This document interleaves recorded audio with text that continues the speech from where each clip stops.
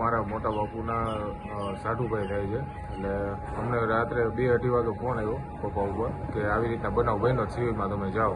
એ ચોટીલા આગળ ડામરનું ભરેલું ટેન્કર હતું, એની પાછળ બસ ઘૂસી ગયેલી.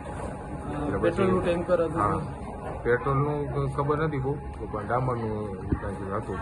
પગમાં થોડુંક ઇન્જરી જેવું થયું છે, બાકી બળેલું છે. તો સોરી આપણે ડામર થોડોક લાગી ગયો છે તો બળી ગયું છે શરીર.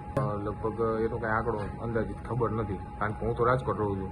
મને એનો ફોન આવ્યો છે. જે રીતે આ ઘટના કઈ જગ્યા બની હતી? આપણે દર્શન હોટલની થોડાક આગળ છે, ચોટીલા પાસે. હા, સાયલા ચોકડી બાજુ ક્યાંક ઘટના બનેલી છે. ઓકે. અમારા બેન થાય બસને ખટારા પાછળ ભટકાણી, તેનાથી એક્સિડન્ટ થઈ ગયું.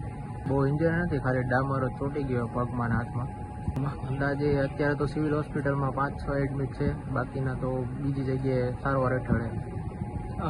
કેટલા વાગ્યાની આસપાસ ને કઈ જગ્યા ઘટના બની હતી? 1 થી 1.5 આસપાસ, અને ચોટીલાથી આગળ દર્શન હોટલની વચારે. પેટ્રોલનું ટેન્કર કેવું કાંઈ હતું સામે? ના, ડમ્પર હતું. ડમ્પર હતું. હા.